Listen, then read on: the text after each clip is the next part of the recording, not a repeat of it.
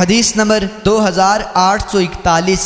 حضرت موسیٰ بن نافع فرماتے ہیں، میں 8 ذی الحجہ سے 4 دن پہلے تمتع کے ارادے سے مکہ مکرمہ آیا تو لوگوں نے مجھ سے کہا کہ تمہارا حج اہل مکہ کے حج کی طرف ہو گیا۔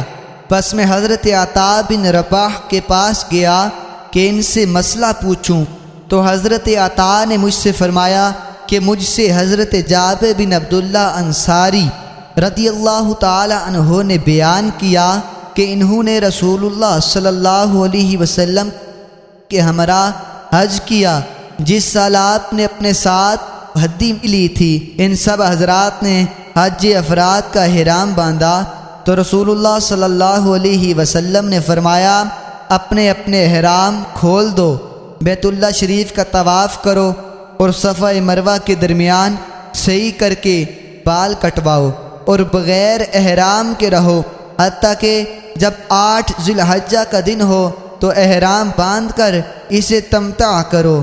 انہوں نے عرض کیا، ہم اسے کس طرح تمتع بنائیں؟ ہم نے تو حج کی نیت کی تھی۔ آپ نے فرمایا، جو حکم دیا ہے اس پر عمل کرو۔